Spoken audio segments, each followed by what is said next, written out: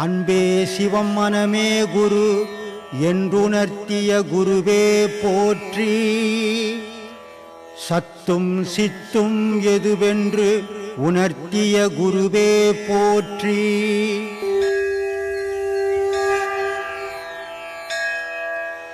சாமி, மந்திரங்கள் மூலமாக கடவுளை நாம் வசியம் செய்ய முடியுமா? ஒன்றும் பண்ண முடியாது. அல்லது கட்டுப்படுத்த முடியுமா? ஒன்றும் பண்ண முடியாது. நீ போடுவது துபாய்க்கு மனுஷனை வசியம் பண்ணலாம், மனுஷனை கட்டுப்படுத்தலாம், கடவுளை கட்டுப்படுத்த முடியாது. மந்திரம் பண்ணுறவனுக்கு முதல்ல கடவுள் எதுன்னு தெரியாது. தெரியாதவன் போய் கடவுளை எப்படி கட்டுப்படுத்த முடியும்? மனுஷனை ஒன்றா கட்டுப்படுத்துவான் மந்திரத்தால். ஏன்னா அதுக்கு சக்தி உண்டு. இந்த வார்த்தைக்கு மனுஷனை ஒன்றா வசியப்படுத்தலாம், அதுக்கு சில மைகள் உண்டு. ஆனால் கடவுளை எந்த சக்தியாலையும் கட்டுப்படுத்த முடியாது இல்லையா?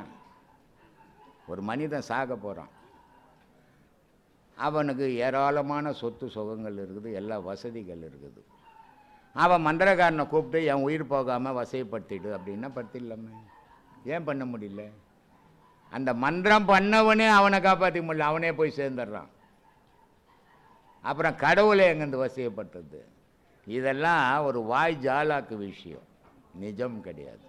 கடவுள்கிட்ட எந்த பொருளும் நெருங்க முடியாது. நான் ஏற்கனவே சொல்லிக்கிறேன், வானத்திலேருந்து ஒரு மின்னல் வந்ததுன்னா இந்த கண்ணு நேரடியாக பார்க்க முடியல, பார்த்தா கண்ணு போயிடுது. ஆனால் அந்த மின்னல் மாதிரி அது எத்தனையோ வாட்ஸாம் அந்த மின்னலினுடைய வேகம். ஆனால் கடவுள் அந்த மாதிரி 1000 மின்னலுக்கு சமமானவன் கடவுளினுடைய ஒளி. அதை போய் இந்த கண்ணு பார்க்குமா? இந்த கண்ணே பார்க்க முடியாது, அதை கட்டுப்படுத்த முடியுமா? இதெல்லாம் இங்கே ஊருக்குள்ளே ஜனங்களை அப்பாவிங்களை ஏமாத்துகிற விஷயம்.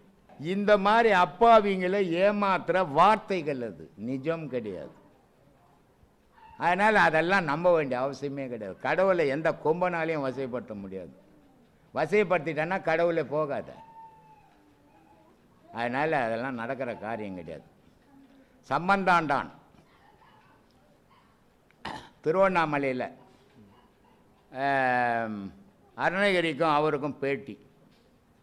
நீ பெரிய முருக பக்தன்றிய, முருகனை காட்ட முடியுமா, இல்லை முருகனுடைய வாகனத்தை காட்ட முடியுமா அப்படின்னு. ஆனால் அவன் காளி உபாசகன், இவர் முருக பக்தன்.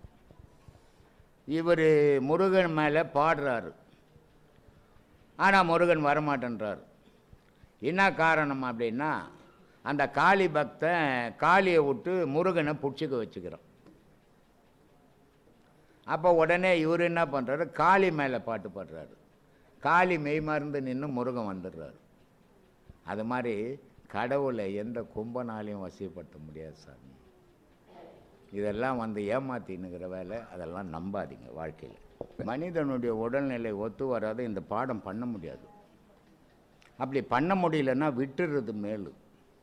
அதை வழிகட்டாயமாக பண்ணி உடல் உபாதியை அதிகப்படுத்திக்காதீங்க. நான் பல பேருக்கு சொல்கிறேன், இந்த பாடம் மற்ற பாடம் மாதிரி கிடையாது, கடினம் இது. அந்த கடினமானது பண்ணால் மன உறுதி வேணும், உடல் உபாதை இருக்கக்கூடாது, குடும்பம் ஒத்துழைக்கணும் அப்படின்னு பல விஷயங்கள் சொல்லியிருக்கிறேன். அதனால் உடல் உபாதை இருந்தால் தயவுசெய்து விட்டுடுங்க. யாரும் அதுக்கிட்ட வழிகட்டாயம் பண்ணி மேலும் மேலும் உங்களுக்கு மனசில் உபாதை இருக்குது நமக்கு உடம்புல, இதை பண்ணால் ஜாஸ்தி ஆகிடுமான்ற எண்ணம் வந்தாவே ஜாஸ்தி ஆகிடும் இல்லையா? இந்த காலில் முள் கொத்திக்கிச்சுன்னா முள் எடுப்பாங்க, அது அவங்களே எடுத்துக்க முடியாது. அதனால் அடுத்தவங்ககிட்ட கொடுத்துருவாங்க காலை. பின்ன எடுத்துக்கணும். முள் எடுக்கும்போது அவன் பார்த்துக்கினே இருந்தான்னா நீ பின்ன கிட்ட எடுத்து போகும்போது காலை வலிச்சிப்பான் இல்லையா? அதனால் அவங்க சொல்லுவாங்க பச்சை மரத்தை பாருன்னுவாங்க. பச்சை மரத்தை பார்த்துனா தான் இவங்க முள் எடுத்துருவாங்க. அப்போ என்ன காரணம்? இது எண்ணங்கள் மாறும்போது இங்கே வலி இல்லை, எண்ணங்கள் அது மேலே வரும்போது வலிக்குது இல்லையா? அப்போது இந்த மன எண்ணம் நமக்கு உபாதை ஆகிக்குது, நம்ம இதை பண்ணுவோமா பண்ண மாட்டோமான்ற எண்ணம் வந்துச்சுனாவே உன்னால் பண்ண முடியாது. அந்த மாதிரி அரையும் குறையமாக பண்ணி அதுக்கிட்ட மல்லு கட்டாதீங்க. என்னால் பண்ண முடியும் அப்படின்னு தைரியம் இருந்தால் பண்ணுங்க, இல்லைன்னா விட்டுடுங்க. இப்போ அடுத்தது சாமி, இப்போது நான் ஞானேந்திரத்துக்கும் கர்மேந்திரத்துக்கும் வித்தியாசம் என்ன சார்? ஞானேந்திரம் கர்மேந்திரம் எல்லாமே நாம் வாழக்கூடிய வாழ்க்கையை நடத்தக்கூடியதுக்கான கருவிகள். ஞானேந்திரியம் சொல்லக்கூடியது இந்த புலன்கள். எதன் வழியாக நமக்கு அறிவு வருமோ ஒரு கால் வழியாவோ ஒரு கை வழியாவோ நமக்கு அறிவு வருமானா அறிவு வராது. பார்க்குற விஷயத்துலேருந்து நம்ம கற்றுக்குறோம், அது ஒரு அறிவு. அப்போ கண் மூலயமா நமக்கு ஒரு அறிவு வருது. கேட்குறோம், காது மூலயமா ஒரு அறிவு வருது. மூக்கால் சுவாசிக்கிறோம், அதன் மூலயமா பிரித்து பார்க்கக்கூடிய அறிவுகள் வருது. பேசுகிறோம், அதன் மூலயமா நமக்கு நாக்கால் சுவைக்கிறதுனால ஒரு அறிவு வருது. உடம்பால் உணரும் போது ஒரு அறிவு வருது. இப்படி 5 விதமான கருவிகள் மூலயமா 5 விதமான அறிவுகள் நமக்கு வரதுனால அதுக்கு அறிவுனாலே ஞானம். அப்போ இந்த கருவிகளுக்கு பேர் ஞானேந்திரியம். இந்த கர்மேந்திரியம்ன்றது கால், கை, மலஜலம் போகக்கூடிய கருவிகள். அதோட இந்த வாயின்ற ஒரு கருவியும் சேர்த்து கர்மேந்திரியங்கள்னா தொழில் செய்யக்கூடிய வழிகள். இப்போ நான் சாப்பிடல அப்படின்னு சொன்னால் இந்த உடம்பு நிலைக்குமா? அப்போ இந்த உடம்பு நிலைக்கணும்னாவே இந்த வாய் சாப்பிடணும். அப்போ இந்த வாய் ஒரு தொழிலை செய்யுது, அப்போ அது தொழில் கருவி, அப்போது கர்மேந்திரியம். என் கால் நடந்தால் தான் எல்லா இடத்தையும் பயணம் பண்ண முடியும், அப்போ இந்த கர்மத்தை அது செய்யுது, ஒரு வேலையை செய்யுது. அப்போ வேலை செய்யக்கூடிய கருவிகள் 5, அதுக்கு பேர் கர்மேந்திரியங்கள்.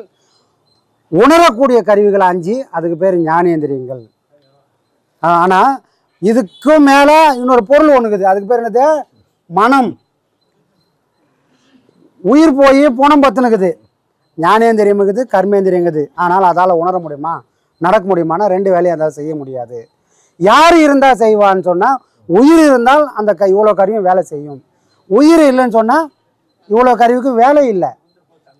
சரி, உயிர் மட்டும் இருந்தால் போதுமானா உயிர் மட்டும் இருந்தால் போதாதுப்பா. இதையெல்லாம் பிரித்து பக்குவப்படுத்தி பார்க்கறதுக்கு உள்ள ஒரு பொருள், உயிரையும் மீறி ஒரு பொருள் இருக்குது, அதுக்கு பேர் மனம்.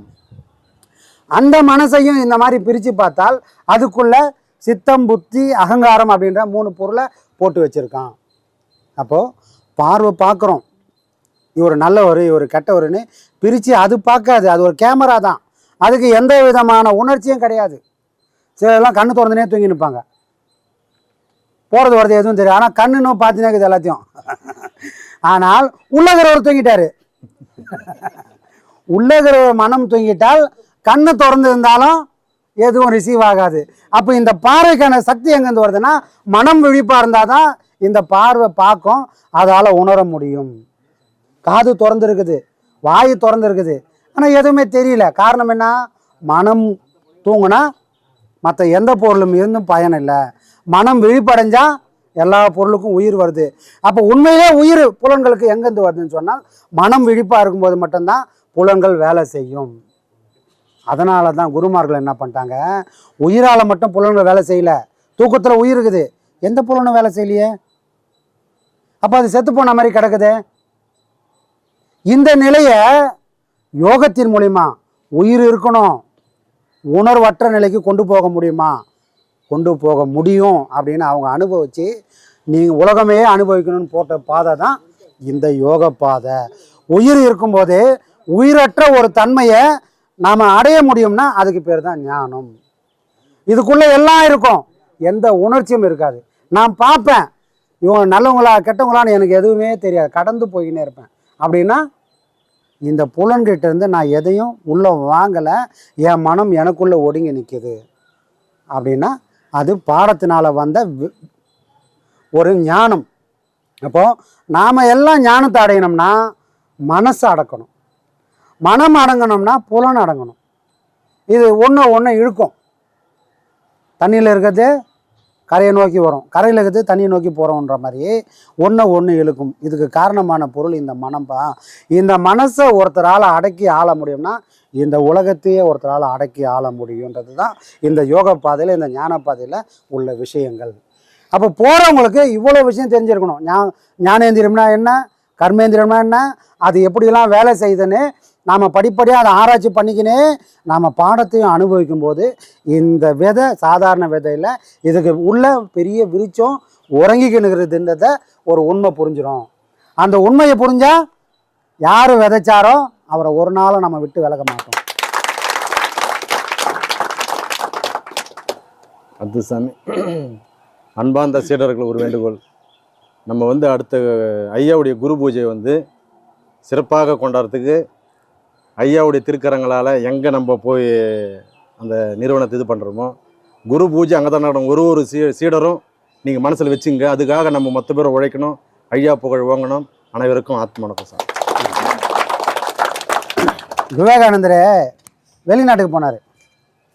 விவேகானந்தர் வெளிநாட்டுக்கு போய் 1000 விஷயங்களை பேசுகிறார். அவர் எதுக்காக போனார்?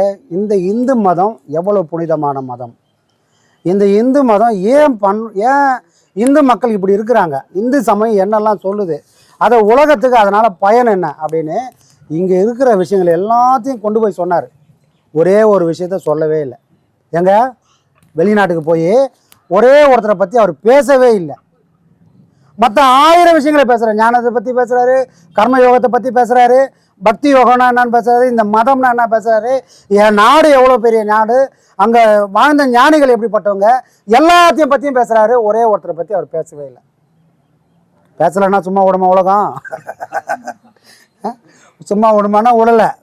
அப்போ என்ன பண்ணுறாங்க, அவரை கேட்குறாங்க, ஏன் சாமி நீங்கள் வந்து இந்தியாவிலேருந்து வந்திருக்கீங்க, நீங்கள் ஒரு பாரம்பரியம் இருக்குது, அங்கேருந்து வந்தீங்களே, ஏன் உங்கள் குருவை பற்றியே நீங்கள் சொல்ல மாட்டீங்க, மற்ற எல்லாத்தையும் பேசுகிறீங்களே அப்படின்றாங்க. அப்போ வந்து சிரிச்சிக்கினே அவர் சொல்கிறாரு, நான் இந்தியாவில் இருந்தேன்னா என் குருவை பற்றி பேசியிருப்பேன், நான் இப்போ வெளிநாடு வந்திருக்கேன். வெளிநாடு வந்தால் என் இந்தியாவில் 1000 ஞானிகள் இருக்கிறாங்க, அந்த ஞானிகளை பார்த்து 1000 கோடிக்கணக்கான மக்கள் இருக்கிறாங்க.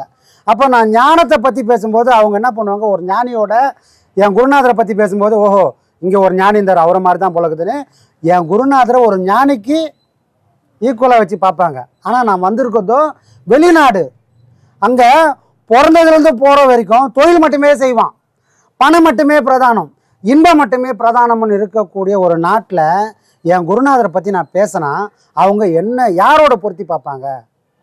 அந்த ஊரில் யாரோ ஒருத்தர் 4 நல்ல விஷயம் பண்ணி பேசியிருப்பார், ஓஹோ இவரை மாதிரி தான் போல அந்த ஊரில் ஒருத்தர் பேசியிருப்பார் போலக்குதுன்னு என் குருநாதருக்கு இழுக்கு வந்துடக்கூடாதுன்னு இந்த வெளிநாட்டில் குருவை பற்றியே நான் பேசலை அப்படின்னாரு. இப்போ கூட நாம் வெளிநாடு தான் வந்திருக்கிறோம். அதனால் சில நேரங்கள் குருநாதரை பற்றி செய்ய முடியாமல் பேச முடியாத ஒரு நிலை வரும். ஒரு நாள் நாமளும் இந்தியாவுக்கு போவோம், அங்கே என் குருநாதரை பற்றியும் பேசுவோம். ஏன்னா அங்கே இருக்கிற கூட்டத்துக்கு மட்டும்தான் குருநாதர்னா யாருன்றது புரியும். புரிகிற இடத்துல தான் அவரை பற்றி பேசணுமே தவிர புரியாத இடத்துல பேசி பிரயோஜனம் இல்லை. அதனால் வெளிநாட்டிலேருந்து இப்போ இந்தியாவுக்கு வந்துட்டோம். புரியுதுங்களா?